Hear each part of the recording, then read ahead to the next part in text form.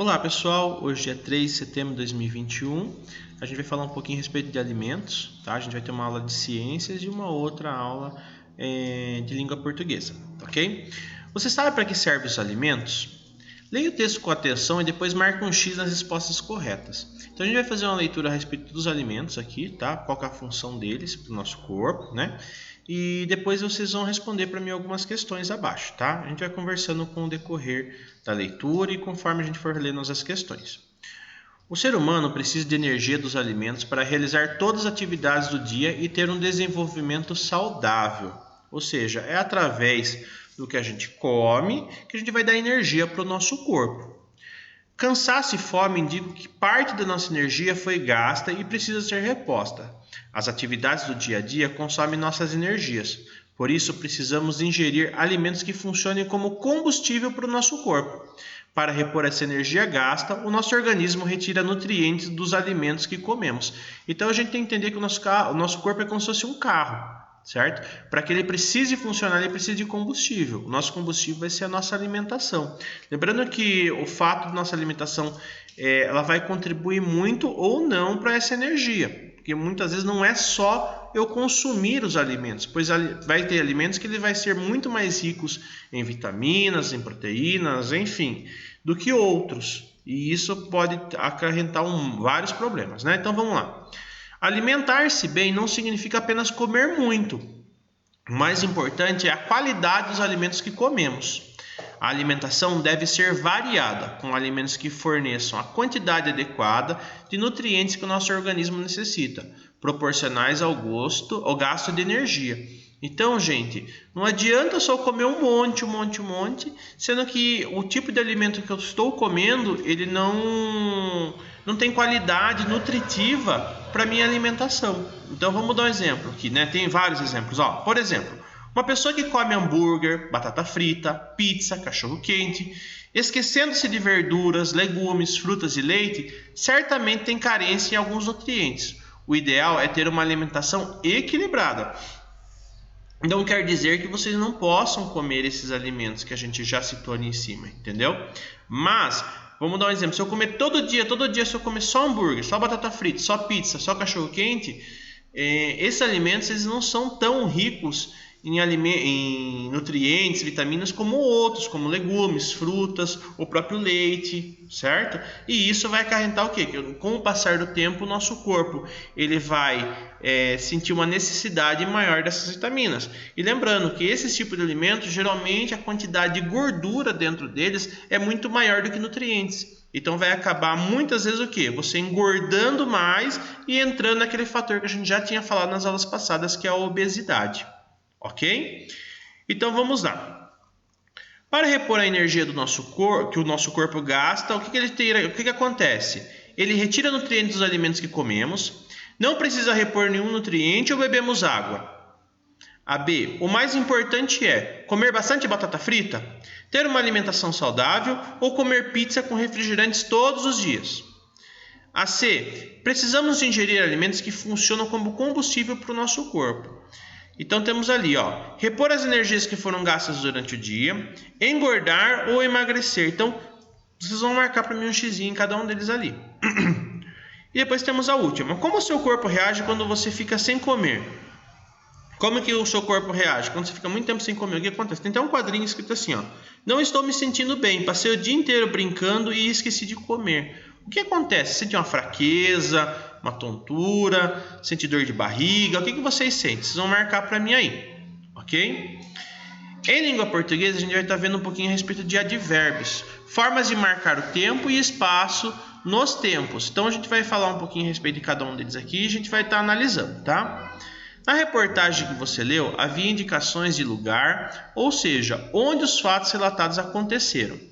Você estudou também que os verbos nos textos indicam um modo, no caso indicativo ou subjuntivo, e o tempo, presente, passado e o futuro. Além dos verbos, há outras formas de marcar o tempo em um texto. Então a gente vai ter dois trechos para a gente analisar. O trecho A está escrito assim: os grilos soam solitários, há estrelas, o silêncio é quebrado pelos galos que cantam, as crianças saem. Então vamos ver no trecho B. Os grilos soam solitários, enquanto todos dormem na aldeia, Darcy Betânia, no Mato Grosso. Ainda há estrelas no céu. O silêncio é quebrado a cada manhã, que os galos cantam antes do sol acordar. Quando os primeiros raios iluminam a vida, as crianças saem da casa de pau a pique, onde moram com seus pais, irmãos, primos e tios. Gente, vocês vão observar que no trecho B, como está no vídeo aqui, na apostila vocês não vai estar, tá?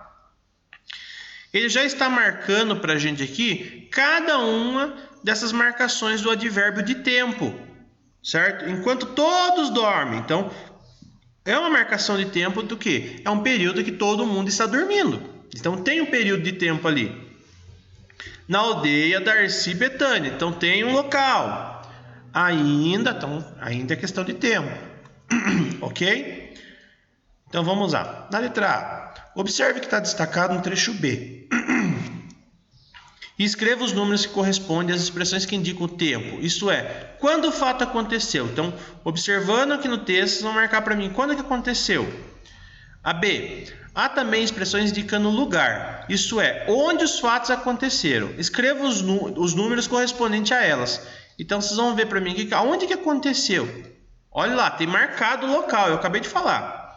Na letra C. Comparando os dois trechos, as informações destacadas no trecho B podem ser retiradas da reportagem sem prejuízo para a compreensão? Explique. Se eu retirar esses trechos aqui que está marcado de verde, vai ficar claro a mensagem? Vai ficar clara a notícia? Então vocês vão marcar se sim ou não. A 2. Releia. Depois do almoço, o sol é cruel. O calor é tanto que, nos finais de semana, todos se recolhem na sombra de suas casas.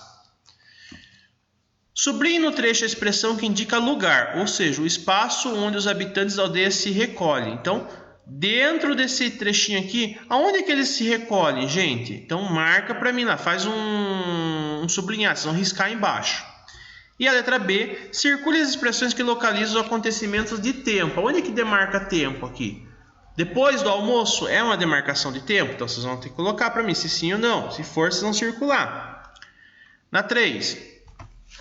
Leia o trecho a seguir e conheça um pouco da história das bonecas.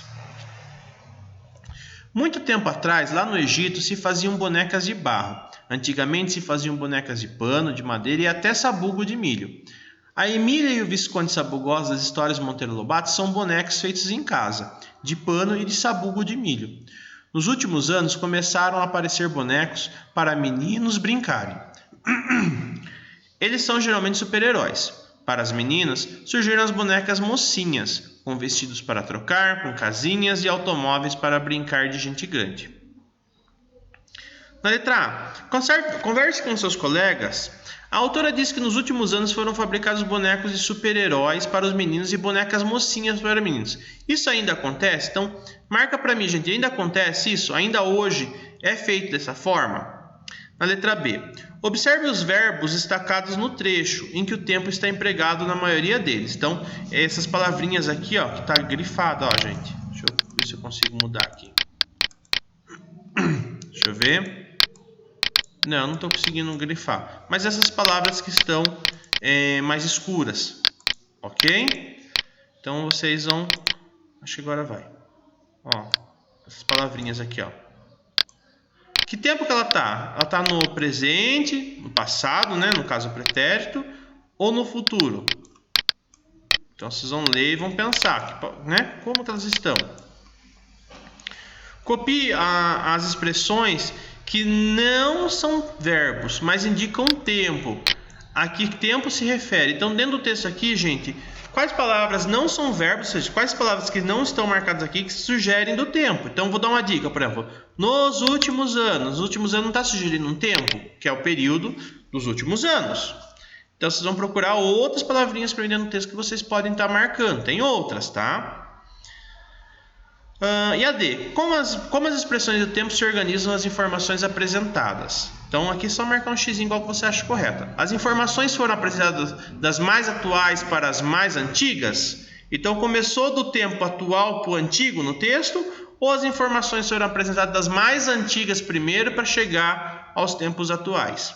Então, vocês vão verificar para mim cada uma delas dentro desse texto aqui, tá? Dentro desse trechinho aqui. Se vocês acharem que foram apresentadas mais atuais para mais antigas, você marca a primeira. Se vocês achou que for da mais antiga para mais atual, você vai marcar a segunda opção. Ok? Gente, então é isso, tá? A aula de hoje é isso. Espero que tenha facilitado aí para vocês. Qualquer dúvida, eu estou à disposição, tá? Fiquem com Deus. Até mais. Se tiverem dúvidas, mandem no grupo, tá? Ou mandem no privado. O importante é vocês não ficarem com dúvidas. Pode mandar o texto, pode mandar um áudio, ok? Então é isso aí. Tchau, tchau, gente. Fiquem com Deus.